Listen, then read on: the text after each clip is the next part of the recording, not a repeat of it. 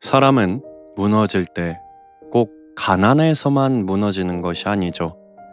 옆에 사람이 없다고 느껴질 때, 내 마음을 알아주는 이가 하나도 없다고 느껴질 때, 그때 정말 깊이 무너집니다. 집을 떠나고, 익숙한 자리를 떠나고, 앞은 보이지 않는데, 뒤는 더 돌아가기 싫은 순간, 그 외로움이 사람을 참으로 작게 만든다는 것이죠. 오늘 보실 하나님의 말씀은 창세기 28장 1절에서 22절 말씀입니다. 오늘도 말씀을 들으시고 궁금하신 점이 있다거나 기도하실 부분이 있다면 댓글로 남겨주시기 바랍니다. 오늘 야곱이 바로 그러한 길 위에 서 있죠. 축복은 받았지만 마음이 편하지 않았고, 집을 떠났지만 미래는 보이지 않았습니다. 돌을 베고 잠들어야 할 만큼 초라한 밤이었고, 자기 곁에 아무도 없다고 느껴질 만큼 철저히 외로운 자리였는데, 하나님은 바로 그 밤, 바로 그 자리에서 야곱을 찾아오십니다. 우리는 보통 모든 것이 정리된 다음에 하나님이 말씀하실 것이라고 생각하지만, 본문은 정반대를 보여주고 있습니다. 가장 불안한 밤에, 가장 외로운 자리에서 가장 약해진 사람에게 하나님이 말씀하시죠. 오늘 이 말씀을 통해 아무도 없는 것 같은 그 자리에 들려오는 하나님의 말씀을 우리 함께 살펴보도록 하겠습니다. 첫 번째 말씀, 축복 받았는데 왜 이렇게 외로울까? 1절에서 9절 말씀 보시겠습니다. 이삭이 야곱을 불러 그에게 축복하고 또 당부하여 이르되, 너는 가나안 사람의 딸들 중에서 아내를 맞이하지 말고 일어나 밧단 아람으로 가서 내 외조부 부두엘의 집에 이르러 거기서 내 외삼촌 라반의 딸 중에서 아내를 맞이하라. 전능하신 하나님이 내게 복을 주시어 내가 생육하고 번성하게 하여 내가 여러 족속을 이루게 하시고, 아브라함에게 허락하신 복을 내게 주시되 너와 함께 내 자손에게도 주사, 하나님이 아브라함에게 주신 땅 곧 내가 거류하는 땅을 내가 차지하게 하시기를 원하노라. 이에 이삭이 야곱을 보내매 그가 밧닷 아람으로 가서 라반에게 이르렀으니, 라반은 아람 사람 브두엘의 아들이요 야곱과 에서의 어머니 리브가의 오라비더라. 에서가 본즉 이삭이 야곱에게 축복하고 그를 밧단 아람으로 보내어 거기서 아내를 맞이하게 하였고, 또 그에게 축복하고 명하기를 너는 가나안 사람의 딸들 중에서 아내를 맞이하지 말라 하였고, 또 야곱이 부모의 명을 따라 밧단 아람으로 갔으며, 에서가 또 본즉 가나안 사람의 딸들이 그의 아버지 이삭을 기쁘게 하지 못하는지라. 이에 에서가 이스마엘에게 가서 그 본처들 외에 아브라함의 아들 이스마엘의 딸이요 느바요스의 누이인 마알랏을 아내로 맞이하였더라. 아멘. 1절에서 4절, 이삭은 야곱을 다시 불러 축복하죠. 그냥 한마디 던지는 듯 말한 것이 아니라 분명하게 축복하고 또 분명하게 당부합니다. 이것은 예전에 야곱에게 준 축복이 우연히 흘러나온 말이 아니라 하나님의 뜻 안에서 주어진 축복이었다는 것을 이삭이 다시 확인시켜주는 장면이기도 합니다. 그리고 가나안 사람의 딸들 중에서 아내를 맞이하지 말라는 말도 가볍게 한 부탁이 아니죠. 잠깐 피하라는 말이 아니라 언약 백성으로 믿음의 순수함을 지키라는 아주 강한 말씀입니다. 다시 말해 야곱은 지금 단순히 결혼하러 가는 것이 아니라 하나님의 언약을 품고 길을 떠나는 사람으로 세워지고 있는 것이죠. 3절, 4절, 이삭은 전능하신 하나님의 이름으로 야곱을 축복합니다. 여기서 전능하신 하나님이라는 이름은 하나님이 약속하신 것을 반드시 이루실 수 있는 분이라는 뜻이죠. 야곱은 아직 가진 것도 없고 눈앞에 보이는 미래도 없지만 하나님은 이미 그에게 생육과 번성과 땅의 약속을 말씀하십니다. 야곱은 집을 떠나는 처지인데 하나님은 나라를 말씀하고 계십니다. 야곱은 지금 외로운 한 사람인데 하나님은 수많은 후손을 말씀하시죠. 이 차이가 참 중요합니다. 우리는 오늘 내 손에 없는 것만 보는데 하나님은 아직 오지 않은 내일의 약속을 보고 계시죠.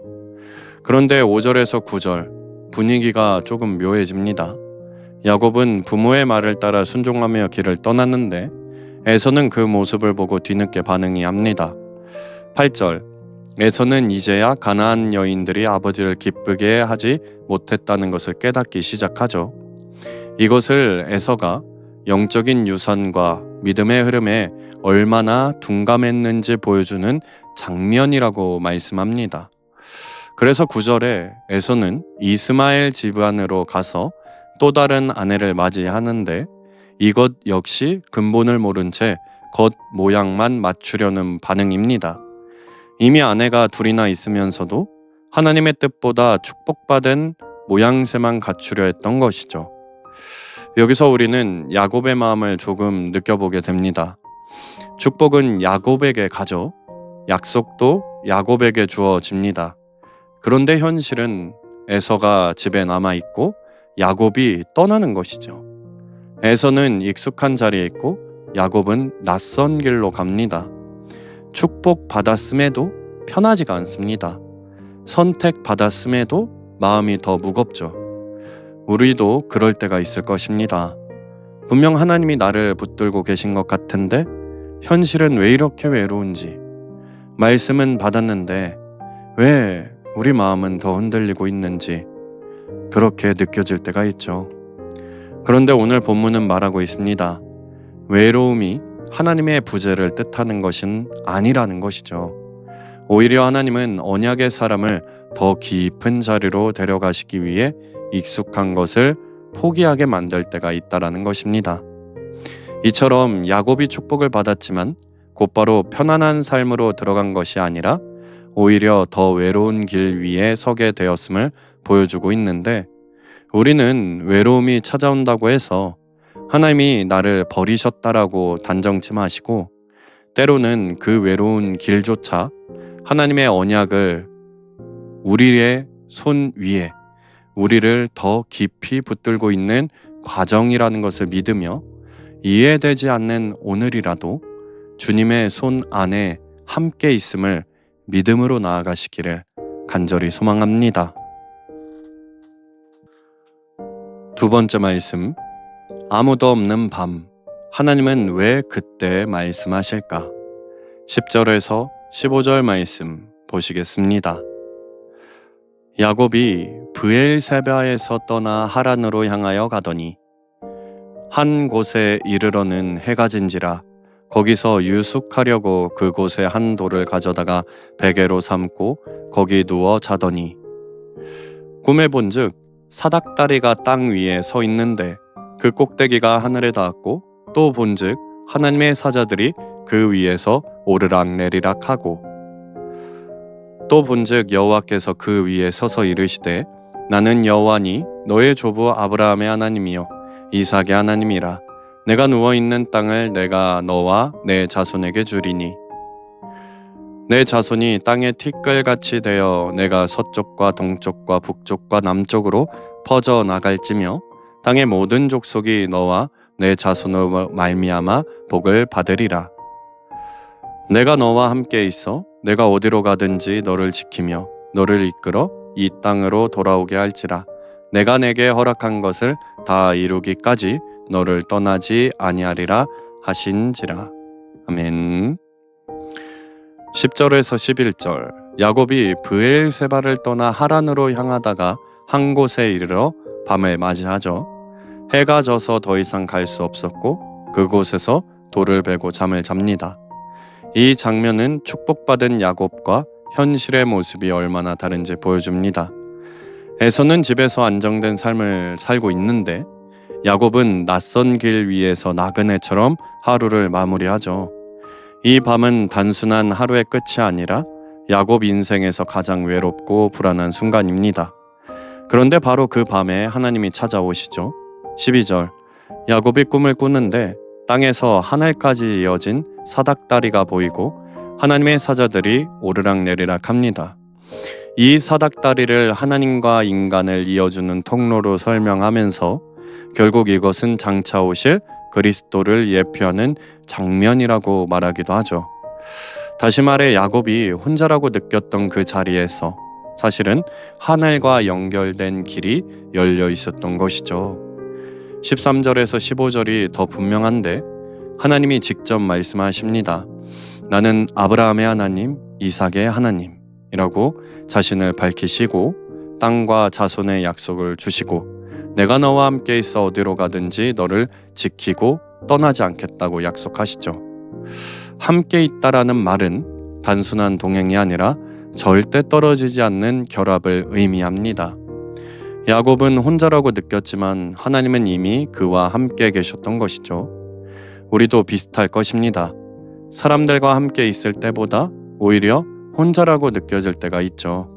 아무도 내 상황을 몰라주는 것 같고 내 인생이 어디로 가는지 알 수 없을 때가 있는데 하나님은 늘 그런 순간에 말씀하십니다.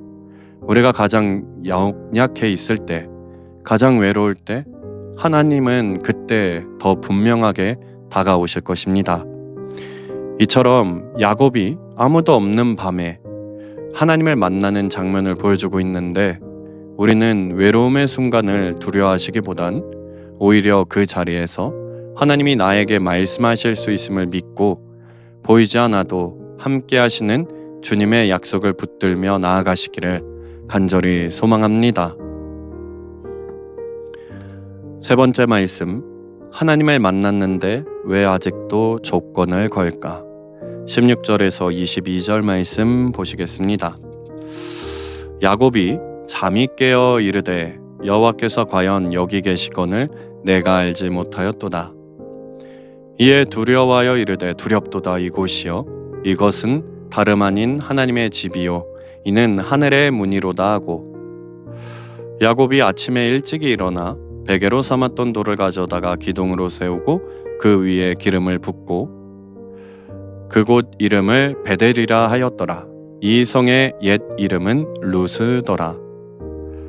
야곱이 서원하여 이르되 하나님이 나와 함께 계셔서 내가 가는 이 길에서 나를 지키시고 먹을 떡과 입을 옷을 주시어 내가 평안히 아버지 집으로 돌아가게 하시오면 여호와께서 나의 하나님이 되실 것이요 내가 기둥으로 세운 이 돌이 하나님의 집이 될 것이요 하나님께서 내게 주신 모든 것에서 10분의 1을 내가 반드시 하나님께 드리겠나이다 하였더라.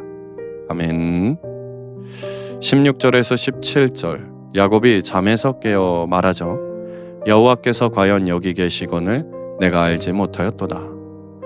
이것은 단순한 깨달음이 아닌 직접 경험을 통해 알게 된 체험적인 인식입니다. 야곱은 머리로만 알고 있던 하나님이 아니라 실제로 자신의 인생에 찾아오신 하나님을 만난 것입니다. 그래서 두려워하면서 이곳은 하나님의 집이요 하늘의 문이다 라고 고백하죠. 외롭고 초라했던 그 자리가 하나님을 만난 자리로 바뀝니다. 18절 19절 야곱은 그 돌을 세워 기둥으로 삼고 기름을 붓습니다. 이것은 우상을 만드는 행동이 아니라 하나님을 만난 사건을 기억하기 위한 표시인 것이죠. 그리고 그곳 이름을 베델, 즉 하나님의 집이라고 부릅니다. 아무 의미 없던 장소가 하나님을 만난 자리로 바뀌죠. 하나님은 특별한 장소에서만 만나는 분이 아니라 우리의 인생 한가운데서 만나 주십니다. 그런데 20절에서 22절 야곱의 모습이 현실적으로 드러나죠. 서원하며 말합니다. 하나님이 나와 함께 하시고 나를 지켜주시고 먹을 것과 입을 것을 주시고 내가 평안히 돌아가게 하시면 여기서 야곱이 하나님의 약속을 믿고는 있지만 여전히 옛 습관처럼 하나님과 조건을 주고받으려는 모습도 함께 가지고 있는 것이죠. 하나님을 만났지만 완전히 맡기지 못하는 상태를 보여줍니다. 이 모습이 사실 우리와 많이 닮았죠. 우리는 하나님을 믿고는 있습니다. 기도도 하죠. 은혜도 경험하는데 마음 한쪽에서는 이렇게 해주시면 제가 더 잘 믿겠습니다 조건을 겁니다. 완전히 맡기기보단 어느 정도 내가 붙들고 있으려고 한다는 것이죠. 믿음과 계산이 함께 섞여 있습니다. 하지만 하나님은 그런 야곱도 그대로 두지 않으시죠. 훗날에 야복강에서 야곱을 완전히 붙드시고 이스라엘로 바꿔주십니다. 지금은 아직 부족해도 괜찮습니다. 중요한 것은 하나님이 우리를 끝까지 포기하지 않으신다는 것이죠. 우리의 믿음이 완전해서가 아니라 하나님이 신실하시기 때문에 끝까지 붙들려 가는 것입니다.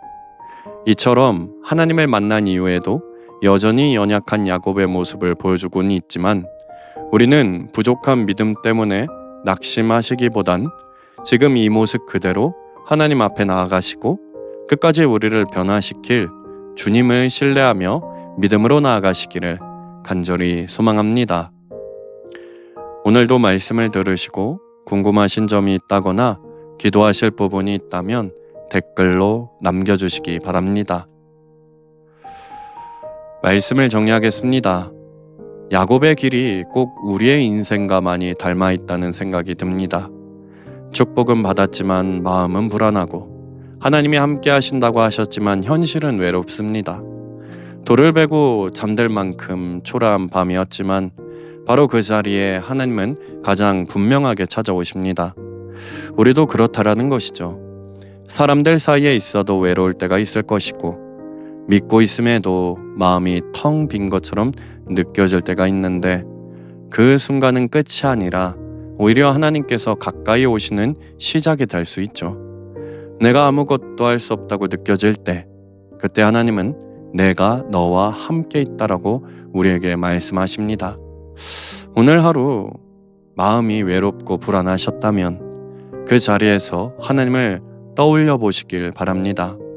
아무도 없는 것 같은 그 자리에 우리 하나님은 이미 서 계십니다. 그리고 그 하나님이 우리를 끝까지 붙들고 가 주실 것입니다. 오늘 하루가 외로움 속에서도 하나님의 음성을 듣는 하루요. 그 약속을 붙들며 살아가는 은혜의 하루가 되시기를 간절히 소망합니다. 우리 함께 기도하겠습니다. 내가 너와 함께 있어 내가 어디로 가든지 너를 지키며. 창세기 28장 15절 말씀. 아멘. 혼자라는 느낌이 깊어질 때에도 주님께서는 우리를 떠나지 않으신다는 이 말씀을 붙들게 하시고 보이지 않아도 함께 하시는 주님을 믿으며 외로움 속에서도 주님과 동행하는 하루가 되게 인도하여 주시옵소서. 예수님의 이름으로 기도드립니다. 아멘. 좋아요와 구독으로 사역에 동참해 주세요.